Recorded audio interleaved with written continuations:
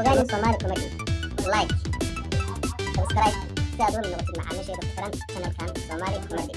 kumbalaalka ka ilaawin si aad ugu noqotid dawlaha ugu horeeya ee videogan dawla comment-kaaga hoos noogu reeb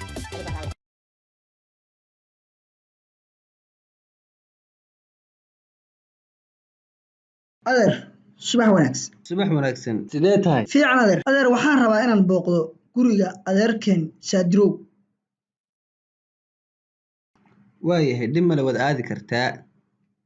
sug laakiin hadalka aan ku dhihi doono si fiican u dhageyso hana ilaawin qofna gurigiisa cunto kama cuni karto maxaan ku eri qofna gurigiisa cunto kama cuni kartid dhagaha furo qofna gurigiisa cunto kama cuni kartid maxaan ku eri qofna gurigiisa cunto kama cuni kartid okay waad aadi kartaa waana isku imaan doonaa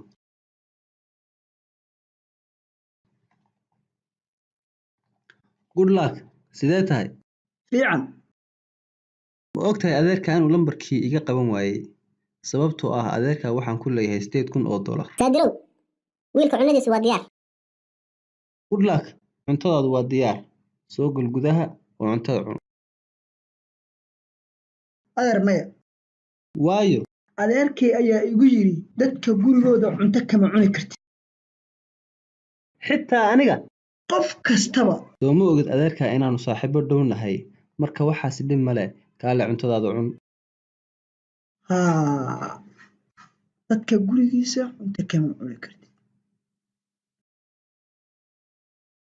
haddaa fikrad keen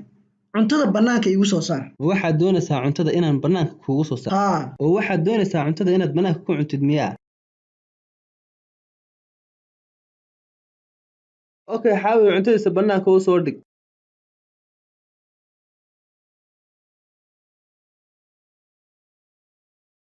keen cuntada isii soo gabsii cuntada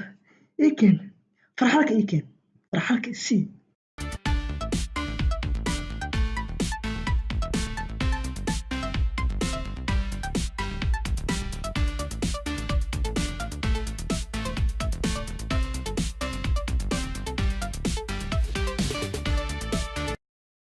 ma indhahayga mise anaa mooday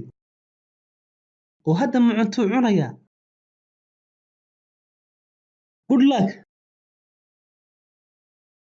saaka markii aad xaafadda ka soo baxaysay maxaan kugu dhahay qofna gurigiisa cunto kama cuni kartid maana kugu waran ilaa iyo haddana meeshan waxaad u joogtaa inaad dadka guryahooda cunto ka cuntid soo maaha war wiilku maanu wiilkayga oo kale ahayn maxaad cuntada ugu diidaysaan daaya cunadiisa haydinka cune good luck cuntadaada iska cun